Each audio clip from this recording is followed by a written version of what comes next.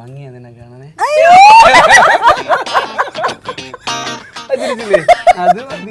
ഇപ്പൊ പോന്ന പോലെ തന്നെ കണ്ടിന്യൂ ചെയ്യണം എന്നാണ് ആഗ്രഹം. അല്ല മലയാള വാക്കിന്റെ അർത്ഥം പറഞ്ഞൂടാ. അതാണ് കോമഡി. വീര്യം അതാണോ? വീര്യം അല്ല, വീരം. ആങ്കർ ആയിട്ടാണ് പലർക്കും എന്നെ കണ്ടു പരിചയം. അപ്പോൾ സ്വാഭാവികമായിട്ടും അവസരങ്ങൾ ആരെങ്കിലുമൊക്കെ ഏതെങ്കിലുമൊക്കെ രീതിയിൽ അവസരങ്ങൾ വന്നിട്ടുണ്ട്. ഫസ്റ്റ് വൺ ശൃംഗാരം. അയ്യേ അയ്യോ, പല ടൈപ്പ് ഹരിയുണ്ട്. മാട്ടഹരി, എന്താ മട്ടഹരി. ഏത് അരിയാണെന്ന് പറഞ്ഞാൽ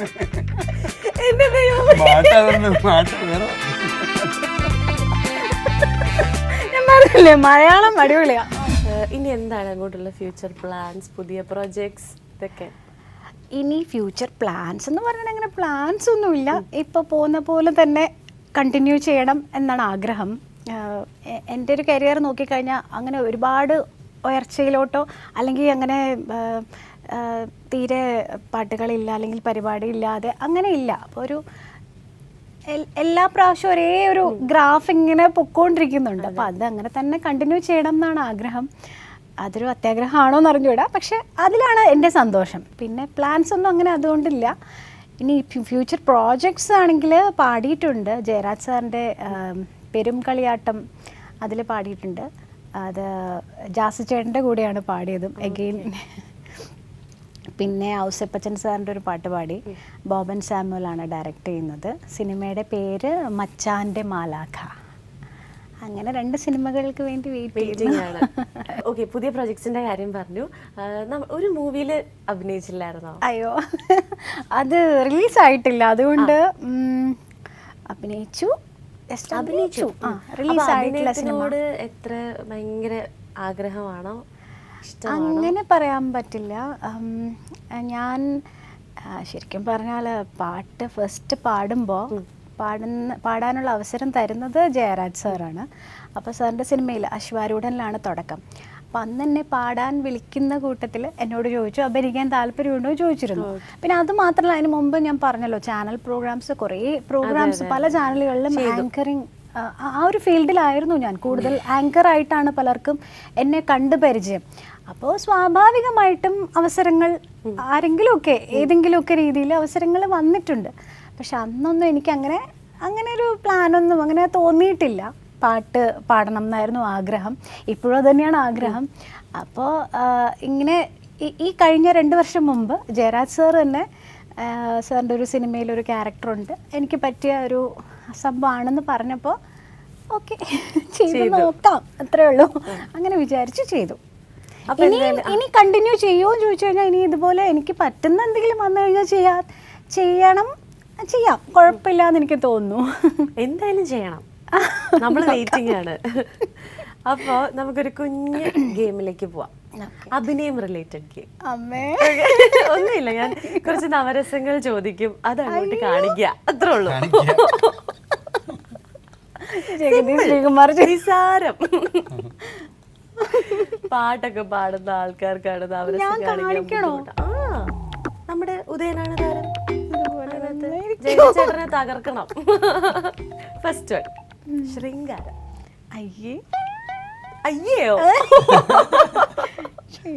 കാണിക്കാൻ അടുത്ത ആളിരിക്കുമല്ലേ? ക്യാമറ നോക്കി ചെയ്യണ്ട, അങ്ങോട്ട് നോക്കി ചെയ്താൽ മതി. എനിക്ക് അഭിനയം അങ്ങനെ അത് കുഴപ്പമില്ല.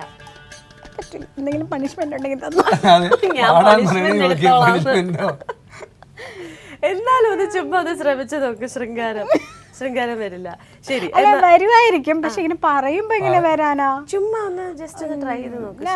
ഡാൻസർ ആണെങ്കിൽ ചെയ്ത് കാണിച്ചു. നമ്മൾക്ക് ഇവിടെ അതൊരു പ്രശ്നമേ അല്ല, ജസ്റ്റ് ചുമ്മാ കാണിച്ചാ മതി. ശരി, എന്നാ ശൃംഗാരം വേണ്ട, കരുണം. വന്നു പോയി. അയ്യോ വേണ്ട. ശരി, അപ്പൊ അടുത്ത് ചേട്ടനെ കൊണ്ട് ചെയ്യിപ്പിച്ചാലോ? വീരം. വീരം എന്ന് പറഞ്ഞ എന്താ അർത്ഥം എന്നറിയാമോ? അല്ല മലയാളം വാക്കിന്റെ അർത്ഥം പറഞ്ഞൂടാ. വീരം, അതാണ് കോമഡി. വീര്യം അതാണോ? വീര്യം അല്ല, വീരം.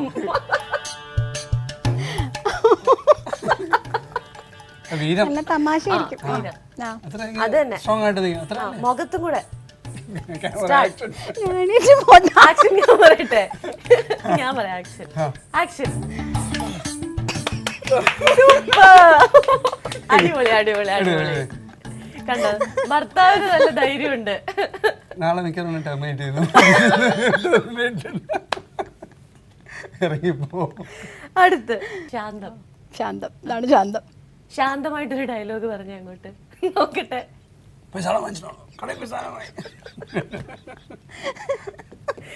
ശാന്തമായിട്ട് പറഞ്ഞ നോക്കാം. ശാന്തമായിട്ട് എന്തെങ്കിലും ഒന്ന് പറയും. ശാന്തമായിട്ട്. ശാന്തം എന്ന് പറയുമ്പോ നമ്മുടെ എന്താ ലേറ്റ് ആയേ? നമ്മുടെ സ്വാമിമാരൊക്കെ സംസാരിക്കില്ലേ, ആ മോഡായിരിക്കണം. എപ്പോഴും അങ്ങനെയല്ലേ? ആണോ? എന്തോ എങ്ങനെ എന്തിനാ വെറുതെ എന്തെങ്കിലും എന്തെങ്കിലും ചോദിക്കില്ല. ശാന്തമായി. എന്താ ലേറ്റ് ആയേ? ഇതിപ്പോ നമ്മൾ ഇത് മുഴുവൻ പാവം ചേട്ടനെ കൊണ്ട് ചെയ്യിപ്പിക്കേണ്ട അവസ്ഥയായി. എന്നെ ആക്ടിങ്ങിന് എടുക്കുമെന്ന് അത്ര ഭീകരമായ ഇന്നല്ല. എന്ത് പറയാൻ എനിക്കൊന്നും അറിഞ്ഞൂടാ. ചേട്ടാ ഇന്നലെ എവിടെ ലേറ്റ് ആയെന്ന് ചോദിക്കേ. ഇന്നലെ എന്താ ലേറ്റ് ആയ? ഇതാണോ ശാന്തം? ഇതിന് പൂജ്യം അത്ഭുതം. കഴിയോ കഴിയോ നോക്കട്ടെ. തണുപ്പുണ്ടോ ഇവിടെ?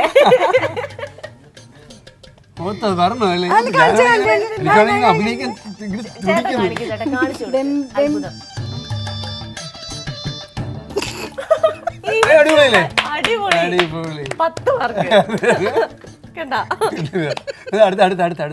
അടുത്ത് രൗദ്രം. അത് ചിലപ്പോ ഇതൊക്കെ പൊക്കിട്ടോ വീടമാട്ട് വീട്ടിൽ കാണിക്കാറുണ്ട്. അവസരങ്ങൾ ഉണ്ടാക്കാറില്ല, എല്ലാരും ബിസിയാണ്. അതൊരു കണക്കിന് നല്ലതാട്ടോ. ഇപ്പൊ എല്ലാരും അവരവരുടെ കാര്യങ്ങളായിട്ട് ഭയങ്കര ബിസിയാ, അങ്ങോട്ടും ഇങ്ങോട്ടും. അതുകൊണ്ട് സമയമില്ല. ഞാൻ എൻ്റെ സൈഡിൽ പ്രോഗ്രാമും കാര്യങ്ങളൊക്കെ ഉണ്ട്, യാത്രകളും.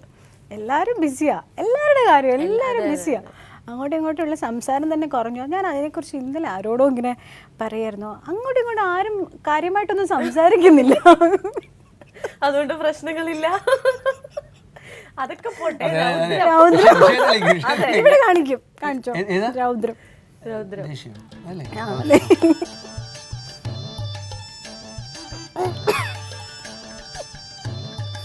ഇത് ദേഷ്യമായി. ദേഷ്യത്തിന്റെ എക്സ്ട്രീം ആണ് രൗദ്രം. ഒന്ന് കളയും എന്നുള്ളത്.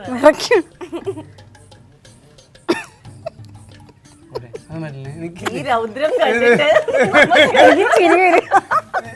എനിക്ക് രൗദ്രം കൊണ്ട് വരുന്നില്ല. ഹാസ്യം നോക്കട്ടെ. നമ്മള് ചിരിക്കണം. അത് കണ്ട് ഹാസ്യത്തോടു കൂടി ഒരു ഡയലോഗ് പറഞ്ഞു നോക്കട്ടെ. എന്ത് ഭംഗിയാ നിന്നെ കാണാനേ. അത് ഇത് മേക്കപ്പ് റൂമിൽ ചേച്ചി, നമ്മുടെ മേക്കപ്പ് ചേച്ചി മേക്കപ്പ് ഭയങ്കര ഗ്ലാമർ അല്ലേ എന്ന് സ്വന്തമായിട്ട് പറയാം. എനിക്ക് അധികം മേക്കപ്പ് ഒന്നും വേണ്ട, ഇടണ്ട. അതെ അതെ അതെ അതെ. ചേച്ചി മീശയും കൂടെ ഒട്ടിച്ചു തരുമോ? ചേച്ചി പൊട്ടിച്ച് റെഡി. അപ്പൊ വീട്ടിലെ രസത്തിന്റെ കാര്യം പറഞ്ഞപ്പോഴാ കുക്കിംഗ്. എനിക്ക് തോന്നി ചോദിക്കുന്നു. സത്യം പറയൂ, സത്യം മാത്രമേ നമ്മുടെ ഈ ഷോയിൽ പറയാവൂ. അല്ല, നോർമൽ കുക്കിംഗ്. അല്ല, ഞാൻ ഭയങ്കര വലിയ കുക്കൊന്നും അല്ല. പക്ഷെ ദോശ, സാമ്പാർ, ചമ്മന്തി അതൊക്കെ നല്ലതായിട്ടുണ്ടാകും. അതൊക്കെ മതിയല്ലോ. പിന്നെ ചിക്കൻ കറി കുഴപ്പമില്ല. ആരാണ് ചിക്കൻ ഫ്രൈ അടിപൊളിയായിട്ട് ഉണ്ടാക്കും. ഞാൻ നന്നായിട്ട് ചായ ഉണ്ടാക്കും. അത് കോവിഡ് സമയത്ത് പഠിച്ചതാ. ഇപ്പൊ വീട്ടിലെ കാര്യങ്ങൾ ഇങ്ങനെ പറഞ്ഞതുകൊണ്ട് തന്നെ ഞാൻ അത് റിലേറ്റഡ് ഒരു ഗെയിമിലേക്ക് നമുക്ക് പോയാലോ? അതായത് നല്ല സാമ്പത്തിക ഭദ്രത സൂക്ഷിക്കുന്ന ഒരു കുടുംബനാഥ എന്ന നിലയിൽ എങ്ങനെയാണ് അഖില വീട്ടിൽ എന്ന് നമുക്ക് ഈ സെഗ്മെന്റിലൂടെ കണ്ടറിയാം. ഓക്കെ, അതായത് 1 കിലോ പഞ്ചസാരക്ക് എത്ര രൂപയാ? അമ്മേ, നമുക്ക് രണ്ടുപേർക്ക് അറിയാൻ സാധ്യതയില്ല. അങ്ങനെ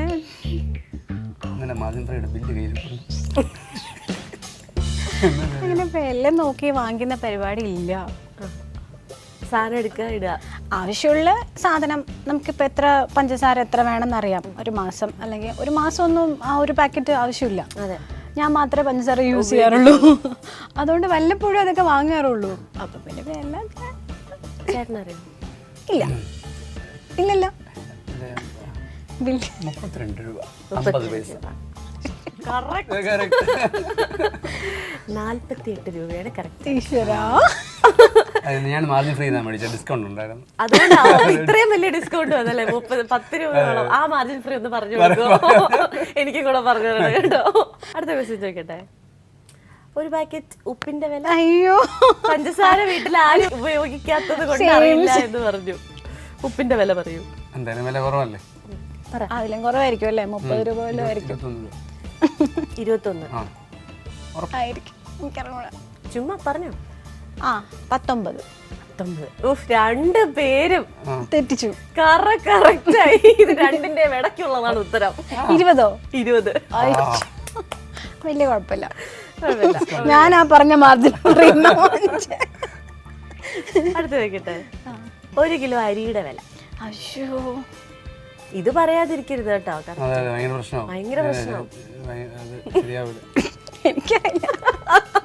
പല ടൈപ്പ് അരിയുണ്ട്. മാട്ടയരി, എന്തരി? മട്ടയരി. ഏത് അരിയാണെന്ന് പറഞ്ഞാൽ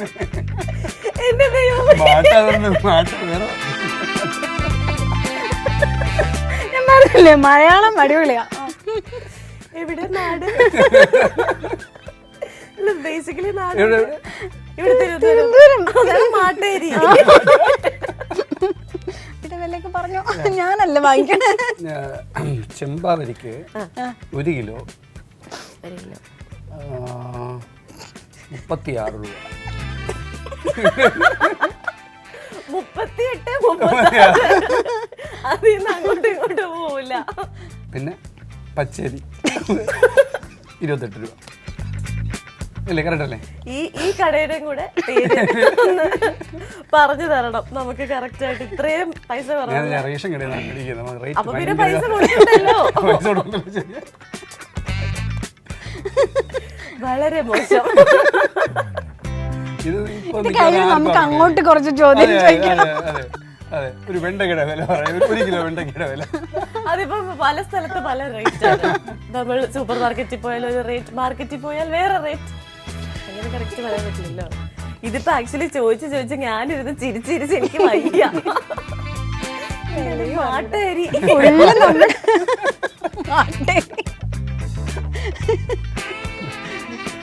40 മുതൽ 50 ഇടയിൽ വരും റേറ്റ്. 38 പറഞ്ഞു. 48. Last question. 1 കിലോ വെളിച്ചെണ്ണയുടെ വില? അമ്മേ, വെളിച്ചെണ്ണ മേടിക്കാറില്ലേ?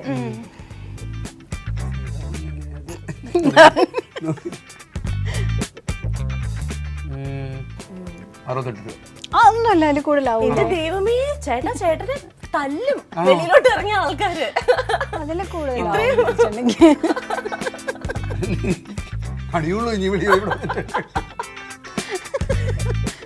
ഒരു ഏകദേശം പറഞ്ഞിരുന്നെങ്കിൽ ഓക്കെ ആയിരുന്നു. ഇത് അടുത്തുപോലും എത്തിയില്ല. 300 ആവോ? നമ്മള് 1 ലിറ്റർ ബോട്ടിലല്ലേ വാങ്ങിയത്? അതിനെത്രയാ? 110 രൂപ. സിമ്പിൾ. ആ കടയും കൂടെ ഒന്ന് പറഞ്ഞു കേട്ടോ. 110 രൂപയ്ക്ക് വെളിച്ചെണ്ണ കിട്ടുന്ന കട. ബോട്ടിലല്ലേ വാങ്ങണ്ടേ വീട്ടില്?